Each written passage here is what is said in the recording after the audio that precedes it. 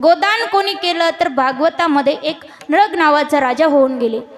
त्यांनी हजारो लाखो करोडो गायी दान केल्या. तर गोदान देखील फार श्रेष्ठ दान आहे. आणि आपल्या या पवित्र भारतभूमीमध्ये गायीला फार महत्त्व आहे. आपल्या या हिंदू धर्मामध्ये तर गायीला माता मानून पूजा केली जाते आणि गायीमध्ये 33 कोटी देवता वास करतात. एका गायीचं दर्शन घेतलं तर 33 कोटी देवता सर्वांचं दर्शन घेतल्याचं आपल्याला फळ मिळत असतं.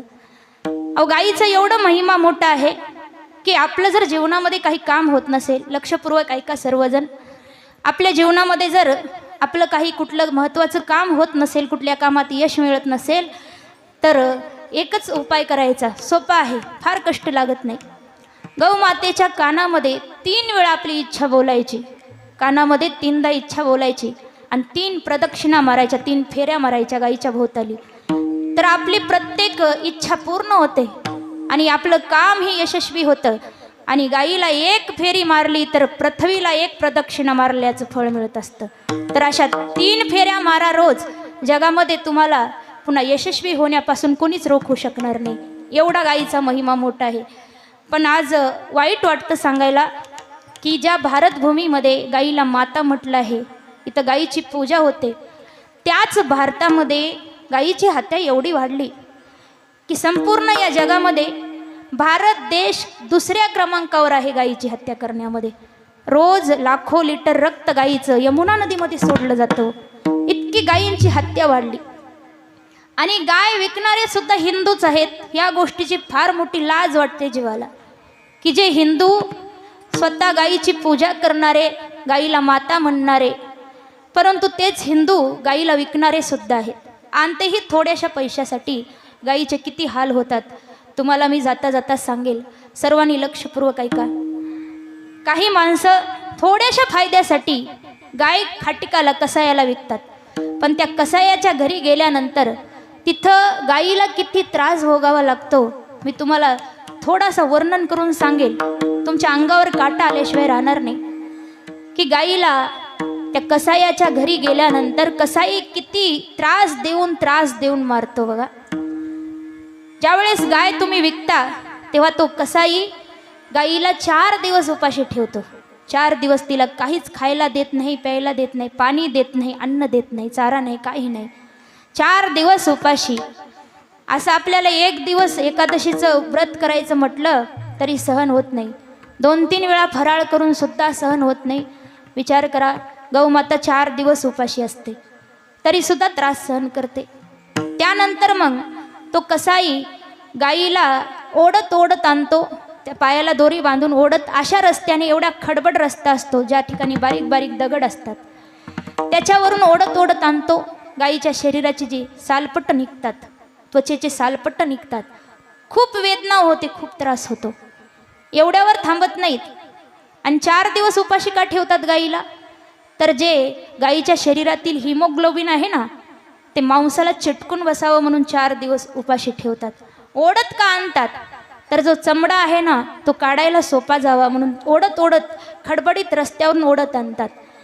एवढ्यावर न थांबता गरम उकळतं पाणी करतात, त्याच्यामध्ये मीठ टाकतात आणि ते संपूर्ण गायीच्या अंगावर ओततात. विचार करा किती त्रास होत असेल. आपलं जर बोट कुठं कापलं, चिरलं, लागलं, त्या ठिकाणी तुम्ही मीठ मिरचू लावा, किती आग होते. गायीच्या संपूर्ण शरीरावर ते उकळतं पाणी, ज्यामध्ये मीठ टाकलेलं आहे, ते पाणी ओततात. एवढ्यावर न थांबता पुन्हा हातात काठी घेऊन काठीने गायीला बेदम असं मारून काढतात. खूप मारतात. का?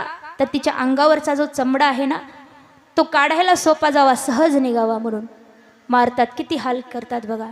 आधी उपाशी ठेवतात, खडबडीत रस्त्यावरून ओढत आणतात, अंगावर मिठाचं पाणी ओततात, वरून काठीने मारतात.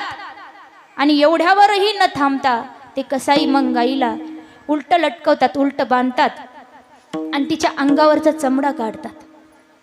आणि ज्यावेळेस अंगावरचा चमडा काढतात ना, लक्षपूर्वक ऐका, गाय जिवंत असते बरं का, जिवंतपणे तिच्या अंगावरचा चमडा काढतात. तुमचं जर एखाद्या ठिकाणी बोट कापलंय ना, तिथला चमडा थोडा ओढून बघा, किती दुखतो. थोडंसं ओढा, एवढा आपल्याला त्रास होतो. गायीच्या संपूर्ण अंगावरचा चमडा ओढून काढतात. त्यावेळेस गाय जिवंत असते, वाट पाहते, अजून सुद्धा जीव धरलेला असतो की कोणीतरी माझं दूध पिणारं लेकरू मला येईल, वाचवेल. तिच्या डोळ्यामध्ये आशा असते, वाट पाहत असते कोणीतरी माझं लेकरू येईल, पण तिला तिथं वाचवणारं कोणी नसतं. आणि तो कसाही तर एवढा निर्दयी असतो, त्याच्यात तर अंतकरणात दयाच नसते. जिवंतपणे गायीचं सर्व शरीरावरचं जे चमडा आहे ना, जिवंतपणे तो चमडा काढतात हळूहळू. खूप पीडा होते, खूप त्रास होतो आणि शेवटी तडफडून तडफडून जीव देते, प्राण त्याग करते. पण मरत असताना सुद्धा तिला विकणाऱ्यालाही शाप देत नाही आणि कापणाऱ्यालाही शाप देत नाही, कारण शेवटी ती एक आई आहे आणि आई कधी आपल्या लेकराला शाप देत नसते. म्हणून माझी कळकळीची विनंती आहे की तुम्ही गाय पाळत जा. गाय पाळणं होत नसेल तर गायीसाठी निदान एक मदत करा, जास्त नाही.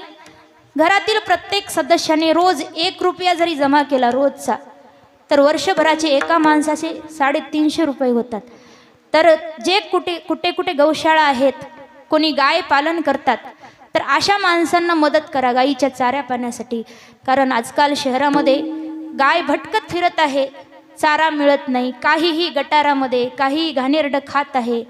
ह्या पिशव्या जे आहेत ना, प्लॅस्टिकच्या पिशव्या वगैरे खाऊन याच्यामुळे अनेक गायी मरण पावत आहेत.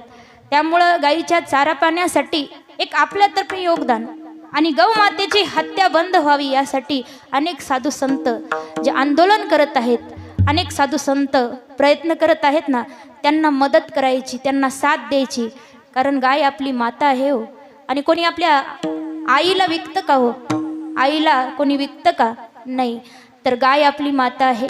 गायीचे जे हाल आहेत ना, ते समजून घ्यावे आणि आपल्या मातेसाठी एक छोटंसं योगदान प्रत्येकाने केलं पाहिजे.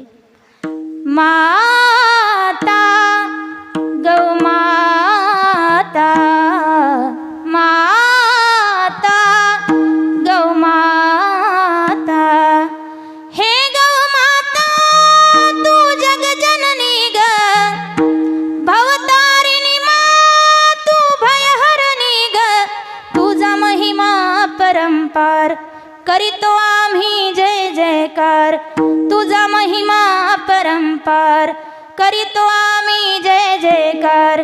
माता गौमाता, माता गौमाता. विठ्ठल विठ्ठल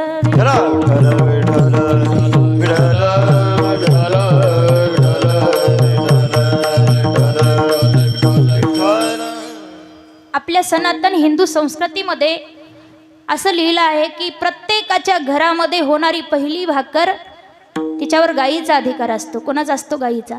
आपल्या घरातली पहिली भाकर गायीला चारावी असं आपलं हिंदू शास्त्र सांगतं. पण आजकाल गाय बघायला मिळत नाही, गायीला कोणी भाकर देत नाही. म्हणून आजकाल घरात पहिली भाकर होणारी महिला तुम्ही कोणाला खाऊ घालता? तुमच्या नवऱ्याला. सोपं आहे ना उत्तर. म्हणून हेच कारण आहे, गायीच्या हिश्श्याची पहिली भाकर खाऊन खाऊन जगातले सगळे नवरे गायीसारखे गरीब होत चाललेत. गरीब का झाले? गायी इतका गरीब प्राणीच नाही कुठला दुसरा, खूप गरीब प्राणी आहे. म्हणून गायीच्या हिश्श्याची भाकर खाताय तुम्ही, स्वतःच्या हिश्श्याची नाही. तर गायीच्या हिश्श्याची भाकर खाऊनच तुम्ही गरीब होत चालले. म्हणून पहिली भाकर आपण न खाता गायीला चारावी. गावात जिथं कुठं गाय आहे ना, गायीला नैवेद्य खाऊ घालावा. गौदान हे फार मोठं श्रेष्ठ दान.